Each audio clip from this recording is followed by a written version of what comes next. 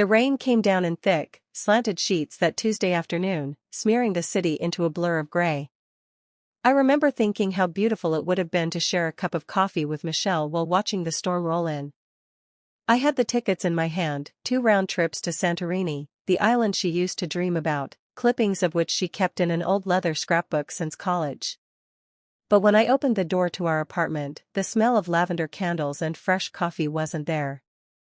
There was silence. A haunting, heavy silence. Her suitcase was missing.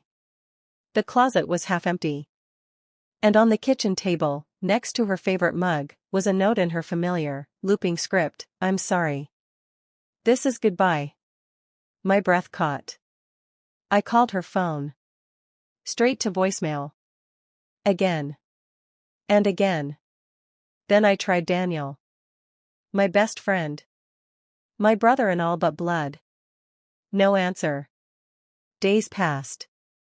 The silence stretched until it became unbearable. And then, a single text from him, "Don't come looking for us." My world collapsed in a single breath. Grief swallowed me whole. I stopped going to work. I sold the apartment. I stopped speaking to most people. Then one night, I looked at myself in the mirror and didn't recognize the man staring back. Hollow eyes. Weeks of unshaved stubble. A stranger. That night, I decided I would rebuild, not just to survive, but to thrive. Not out of bitterness, but for clarity. I studied. I built a company. From a rented basement to a downtown skyscraper. Nexitech was born in fire, and I rose from the ashes. 5 years later, I had everything, except closure. The email landed in my inbox at 9:13 a.m. sharp. Subject: Acquisition Employee Transfer List. I was sipping black coffee, scrolling lazily through the names when 2 of them slammed into me like a freight train. Daniel Carter. Michelle Carter. I froze. It had been 5 years. They had married. Same last name now. Somehow, they ended up at Synchrosoft, a smaller tech firm we had just acquired. The irony was delicious. I clicked their profiles. Michelle, a UX designer. Daniel, a mid-level project lead. Both underperforming. Mediocre at best. They had no idea who they were working for now. No idea the man they betrayed now owned the building they worked in. I leaned back, the leather of my chair creaking beneath me. A slow smile curled across my lips. Fate had delivered them to me, and I had a plan. Within an hour, I reassigned myself as interim department head for their team. I framed it as part of the transition strategy. HR bought it. Nobody questioned it. Let the games begin. When I walked into the boardroom on Monday morning, I saw the moment they recognized me. Daniel's face drained of color. Michelle's hand trembled around her coffee cup. "Good morning," I said, voice even. "I'm Erin Lane. I'll be heading your division for the next quarter. Let's make this transition smooth." "Erin?" Michelle whispered. I gave her a brief smile. "Mr. Lane, in the office, please." The meeting went on. I handed out task assignments, restructured project timelines, and launched into a talk about accountability and standards. Michelle and Daniel barely spoke.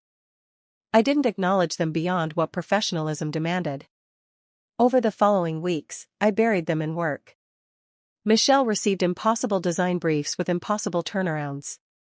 Daniel got complex project specs with constantly shifting parameters. I praised others publicly, often in front of them, no matter how minor the contributions. I watched as the pressure built. Michelle started missing deadlines. Daniel snapped at a junior dev in a stand-up meeting. Their team grew distant. I planted subtle doubts, a sideways comment here, a suggestion there. Then I submitted anonymous performance reviews. Insubordinate. Disengaged. Unfocused. Their bonuses vanished. Promotions were blocked. HR flagged them. And still, they stayed silent. Finally, I called them in. They walked into my office like ghosts of people I used to know. Michelle looked pale, her eyes tired. Daniel stood stiffly, jaw clenched. "Close the door," I said, gesturing to the chair across from me. They sat. "Why are you doing this?" Daniel asked, trying and failing to keep his voice level. I looked at him, slowly folding my hands. "Doing what, exactly?"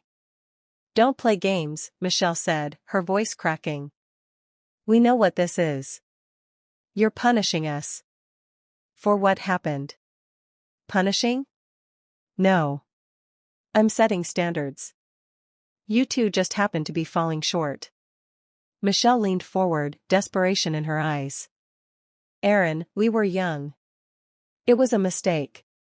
We thought we were in love." "You thought," I said coldly. "And you chose each other over me. That choice has consequences." Daniel stood. "This isn't justice. It's revenge." I stood, too, stepping closer. "Call it what you like. But here's the truth, I became who I am because of what you did. You taught me not to trust. You taught me to rise alone.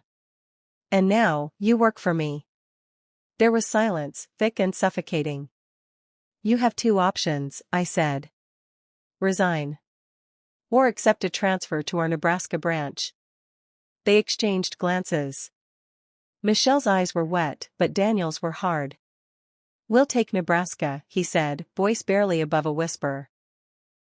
6 months later, I signed the paperwork selling off the Nebraska branch. A minor cost-cutting move. The buyers had their own staff.